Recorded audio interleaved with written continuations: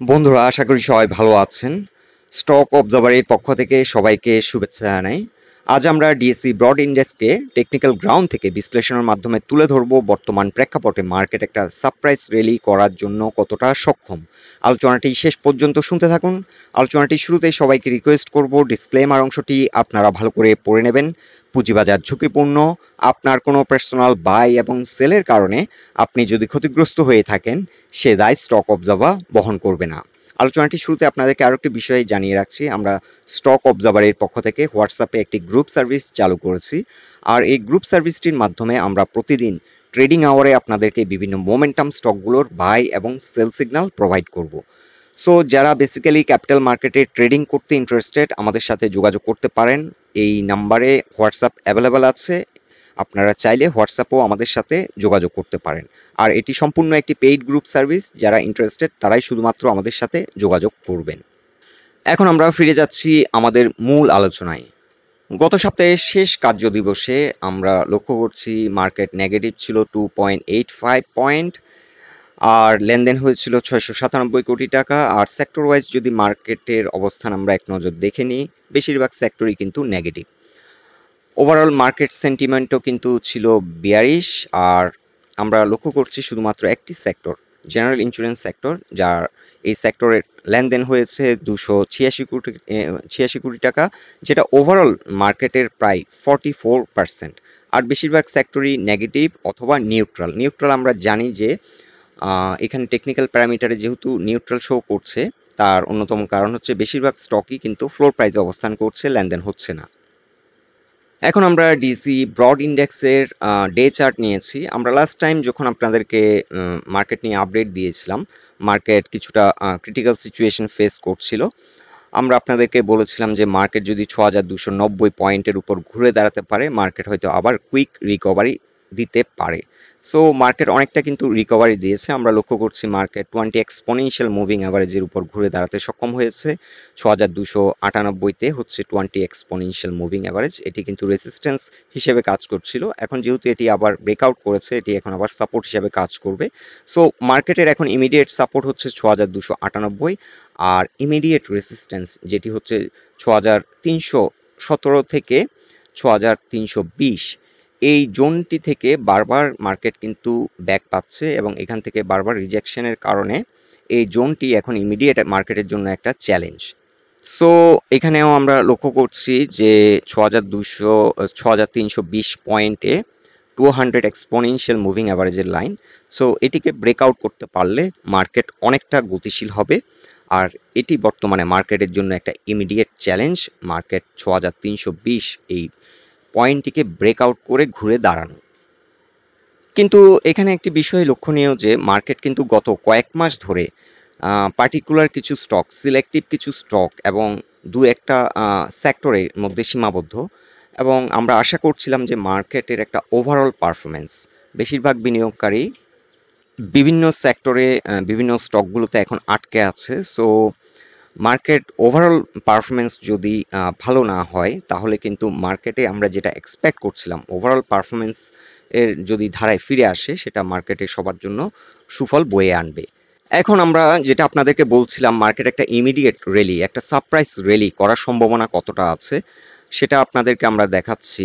আমরা একটু লং হরাইজনে, আমরা উইকলি চার্টে আপনাদেরকে ডিএসসি ব্রড ইন্ডেক্সের অবস্থান আরেকবার ক্লারিফাই করছি। এখানে মার্কেট কিন্তু একটা হিউজ র্যালি করেছিল, করার পর কিন্তু দীর্ঘ 1 বছরেরও বেশি সময় ধরে কিন্তু মার্কেট একটা কারেকশন ফেজের মধ্যে দিয়ে যাচ্ছিল। এবং ইন্টারেস্টিংলি এপ্রিলের 16 তারিখে মার্কেট তার এই যে ডাউনওয়ার্ড একটা চ্যানেল, সেটি থেকে বেরিয়ে আসছে। কিন্তু বেরিয়ে আসার পর market actually is not going anywhere. Market একটা সাইডওয়ে মুভমেন্ট করছে। মার্কেট কিন্তু এখনো একটা ট্রেন্ড ফলো করছে না, কিংবা ট্রেন্ডই হচ্ছে না। সো মার্কেটে আমরা অনেক সময় একটা প্যানিক সৃষ্টি হচ্ছে। মার্কেট আসলে এই প্যানিক সৃষ্টি হোক কিংবা যাই নেগেটিভ নিউজ আসুক না কেন, মার্কেট কিন্তু অ্যাকচুয়ালি এখানে একটা সাইডওয়ে মুভমেন্ট করছে, আর কিছুই করছে না।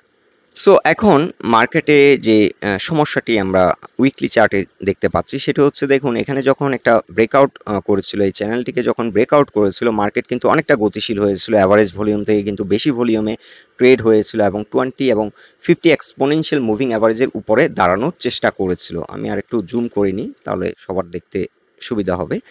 সো এখানে অনেকটা গতিশীল হয়, কিন্তু মার্কেট পরবর্তীতে আবার একটা রিটেস্টে যায় এবং এখান থেকে একটা রিভার্সাল হয় এবং আমরা দেখতে পাচ্ছি যে অ্যাভারেজ ভলিউম থেকে কিন্তু বেশি ভলিউমে মার্কেট ট্রেড হচ্ছিল।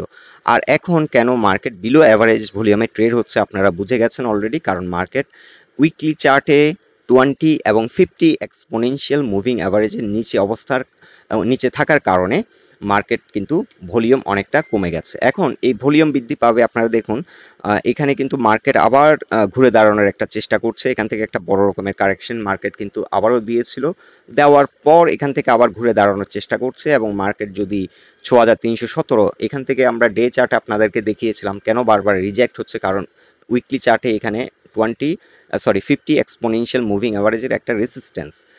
সো 6317 উইকলি চার্টে 50 এক্সপোনেনশিয়াল মুভিং অ্যাভারেজের যে রেসিস্ট্যান্স লাইন, এটিকে ব্রেকআউট করার পর মার্কেট অনেক গতিশীল হবে এবং মার্কেট অ্যাবভ হয়তো ভলিউমে আমরা অ্যাভারেজ ভলিউম থেকে কিছুটা বেশি ভলিউমে ট্রেড হতে দেখব এবং মার্কেট অনেকটা গতি পাবে।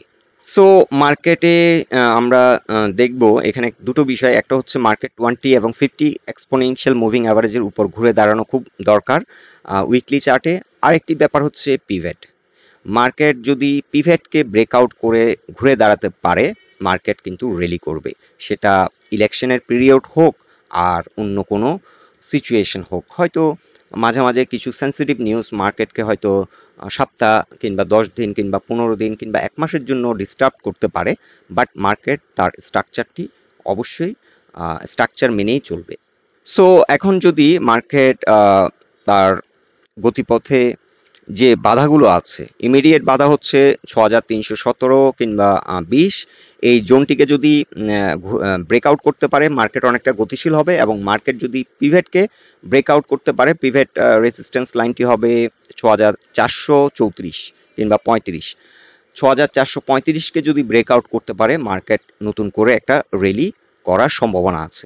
সো এখন বর্তমানে আমরা যেটা দেখতে পাচ্ছি, ইন্স্যুরেন্স সেক্টর অনেকটা গতিশীল হয়েছে। এটি কিন্তু ওভারঅল মার্কেটের জন্য ভালো দিক, কারণ মার্কেট একটা ডাইরেকশনলেস ভাবে কিন্তু মার্কেট চলছিল, কোনো পার্টিকুলার কিন্তু সেক্টর কিংবা পার্টিকুলার একটা ক্লিয়ার দিক পাচ্ছিল না, খুঁজে পাচ্ছিল না। মার্কেট হয়তো একটা দুটো স্টক ভালো পারফর্ম করছিল, কিন্তু আমি যেটি মিন করছিলাম সেক্টর ওয়াইজ মার্কেটের যে পারফরমেন্স সেটা কিন্তু ছিল না।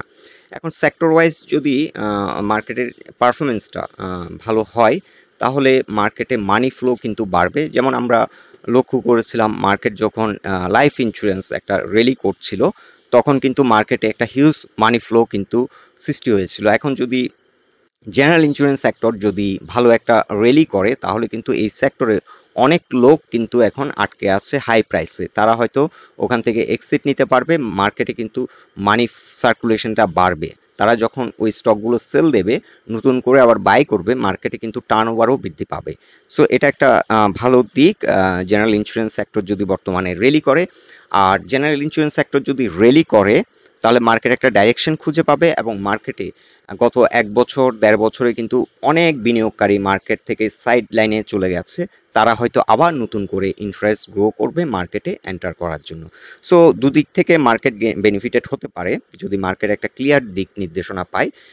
অনেকে ইন্টারেস্ট ফিল করবে নতুন করে মার্কেটে ইনজেক্ট করার মানি, আবার অনেক বিনিয়োগকারী যারা আটকে আছে তারা কিন্তু মার্কেট থেকে রিলিজ নিতে পারবে তাদের ওই স্টকগুলো থেকে, এবং রিলিজ নিয়ে তারা যখন নতুন করে আবার একটা স্টক কিনবে, মার্কেটে কিন্তু মানি সার্কুলেশনটা অনেক বাড়বে। সো এখন ইমিডিয়েট আপনাদের কালকে কিংবা নেক্সট উইক যেটি ঘটতে পারে সেটি হচ্ছে মার্কেট এই জোনটাতে কিন্তু একটা ডিস্টার্বিং জোন, আপনারা এই জোনে অনেকটা ফ্লাকচুয়েশন দেখবেন। এখান থেকে যদি আবার কিছুটা নিচে নেমে আসে, মার্কেট দেখবেন কিছুটা সেল প্রেশার সৃষ্টি হবে, আবার এখান থেকে উঠে যখন 17-র দিকে যাবে একটা সেল প্রেশার ফেস করবে। সো এই জোনটাতে কিছুটা ভোলাটিলিটি আপনারা হয়তো এক্সপেরিয়েন্স করতে পারেন এই সপ্তাহে। এবং এই সপ্তাহে যদি মার্কেট গতিশীল হয়ে 6317 ব্রেকআউট করে ঘুরে দাঁড়াতে পারে, তাহলে মার্কেট অনেকটা গতিশীল হবে এবং মার্কেট আরও সামনের দিকে এগিয়ে যাবে বলে আমরা আশা রাখছি। সো বন্ধুরা, ওভারঅল মার্কেট নিয়ে এটাই ছিল আমাদের অবজারভেশন। আলোচনাটি যদি আপনাদের ভালো লেগে থাকে, আমাদের পোস্টটিকে লাইক দিন, আর আমাদের সাথে থাকার জন্য আপনাদের অসংখ্য ধন্যবাদ।